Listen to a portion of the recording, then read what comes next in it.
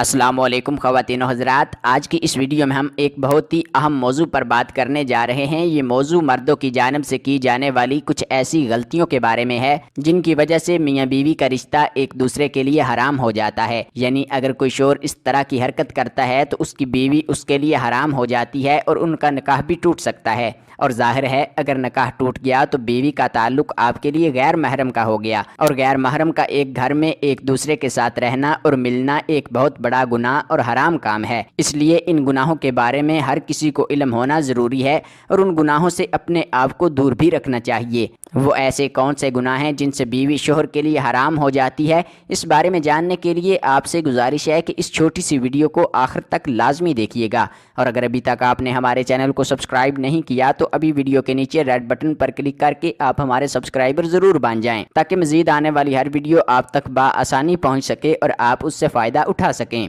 دوستو، مسلمان ہونے کے ناطے شریعت میں جن کاموں سے منع کیا گیا ہے ان کاموں سے اپنے آپ کو دور رکھنا چاہیے، اور اللہ تعالیٰ نے جو اپنے بندوں کے لیے حدود مختص کی ہیں ان حدود میں رہ کر ہی زندگی بسر کرنی چاہیے۔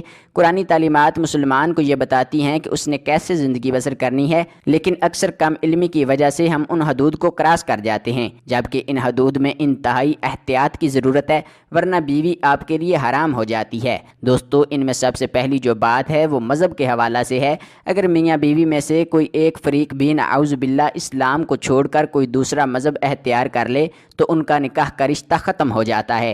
اگر اس کے بعد وہ ایک دوسرے کے ساتھ رہیں گے تو وہ حرام ہوگا۔ پیارے دوستو، آپ نے دیکھا ہوگا اکثر مرد حضرات جب کسی باہر ملک میں جاتے ہیں تو وہ کسی غیر مسلم لڑکی سے شادی رچا لیتے ہیں اور اس کے بعد ان کے بچے بھی ہو جاتے ہیں، لیکن بعد میں پتہ چلتا ہے کہ لڑکی نے اسلام تو قبول کیا ہی نہیں، وہ اپنے مذہب پر قائم ہے اور شوہر اپنے مذہب پر قائم ہے۔ پیارے دوستو، اسلام اس طرح کی شادی کی اجازت بالکل بھی نہیں دیتا اور یہ ایک حرام عمل ہے، اور اگر کوئی شخص اس طرح کی شادی کرتا ہے تو اس کی بیوی اس کے لیے حرام ہے، کیونکہ اسلام میں شادی کے لیے مرد و عورت کا مسلمان ہونا پہلی شرط ہے۔ پیارے دوستو، اسی طرح رشتوں کے حوالے سے آپ کو بتاتے چلیں کہ بیٹی جب 9 سال کی ہو جائے تو وہ اپنے باپ کے ساتھ ہرگز نہ سوئے۔ یہ شرعی حکم ہے، اس لیے اس کی پابندی بہت ضروری ہے۔ شریعت نے یہ احکام اس لیے نافذ کیے ہیں، اگر ان احکام کی پاسداری نہ کی جائے تو ان کا نتیجہ بہت ہی خطرناک نکلتا ہے۔ بیٹی کا رشتہ بہت ہی پاکیزہ اور نازک رشتہ ہوتا ہے، اور بیٹیاں اللہ تعالیٰ کی بہت بڑی نعمت ہیں۔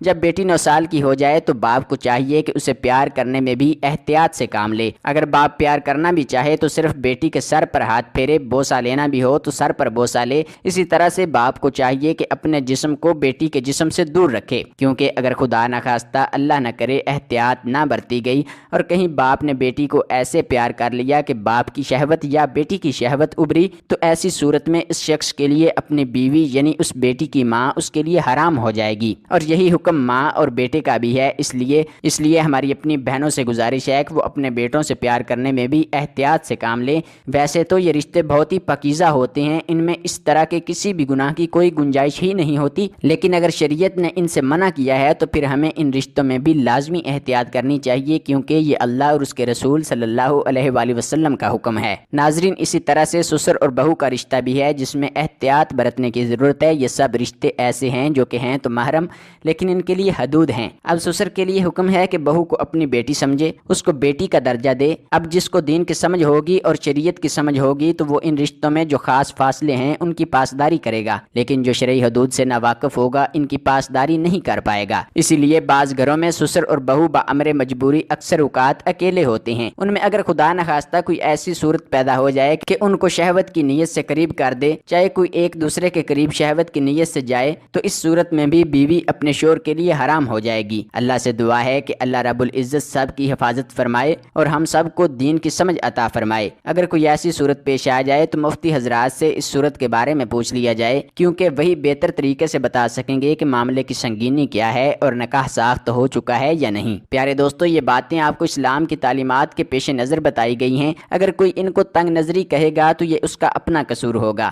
کیونکہ ہم دنیا داری میں اس قدر ڈوب چکے ہیں کہ ایسی باتیں ہمیں تنگ نظری محسوس ہوتی ہیں۔ پیارے ناظرین، ہم سب کو چاہیے کہ اس ویڈیو کو ہم زیادہ سے زیادہ شیئر کریں تاکہ ہم اپنے گھروں میں رشتوں کے درمیان شروع سے ہی فاصلے رکھیں، تاکہ ہمیں نہ تو کسی قسم کی شرمندگی کا سامنا کرنا پڑے اور نہ ہی حرام کام کے مرتکب ہوں۔ اللہ تعالیٰ سے دعا ہے کہ اللہ تعالیٰ ہمیں دین کی سمجھ نصیب فرمائے اور اس کے مطابق زندگی بسر کرنے کی توفیق عطا فرمائے۔